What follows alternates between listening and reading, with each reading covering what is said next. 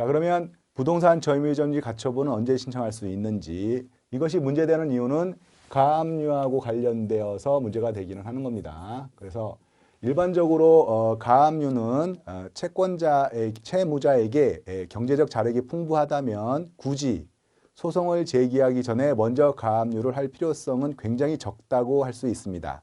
그런데 가처분은 채무자의 경제적 자력과는 아무런 상관이 없기 때문에 일반적으로 반드시 가처분을 먼저 실행한 후에 소송을 제기하고 있는 것이 원칙적인 모습이라고 할 것이며, 그것도 또한 실무례이기도 합니다. 따라서 점유유전지 가처분을 언제 신청할 수 있을 때는 언제인가 살펴보면, 당사자 사이에 이제 임대차 계약이 체결되겠죠. 체결되고 임차인이 상가를 점유 사용하다가 그러나 어떤 일정한 사유로 인해서 계약이 해제된 경우에 소송을 제기하기 전에 이제 가처분을 이제 실행하게 되는 것입니다. 좀 더 구체적으로 사례를 살펴보면, A라는 사람은 임대인, B라는 사람은 임차인입니다. 여기가 임대인이죠. 건물주라고 할 수 있죠. 이 건물이 있습니다. 건물을 임대차 계약에 의해서 채무자인 B에게 사용을 허락하고, 그 다음에 사용을 허락하는 거죠. 사용을 허락하고, 그러면 채무자는 임대인에게 월세 같은 것을 지급을 약정하면서 임대차 계약이 체결되는 것입니다. 그런데 일정한 사유로 인해서 B가 임대차 계약의 의무를 위반하는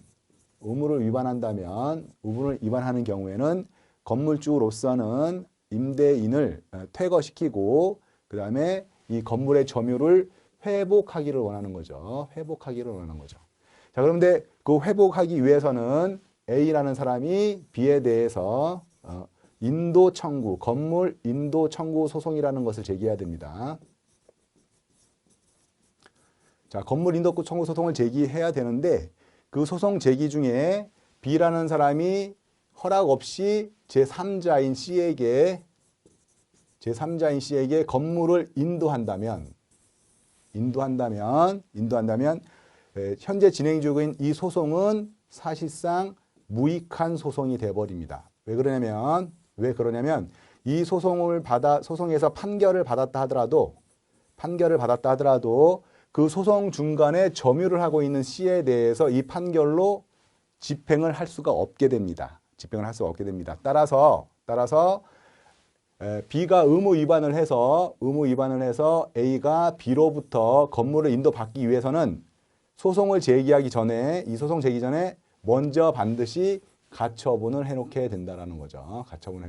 필히 가처분이라는 보전 집행을 해놓고 소송을 제기해야지, 만약에 소송을 제기하고 나서 중간에 점유의 이전이 생긴다면 그 소송은 집행할 수 없는 소송이 될 것입니다. 따라서 다시 한번 설명해 보면, 임차인이 상가를 점유 사용하다가 일정한 사유로 인해서 임대차 계약이 해제됐다라는 거죠.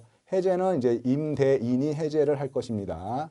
이렇게 임대인이 해제를 한다면 해제한 임대인은 소송을 제기하게 되겠죠.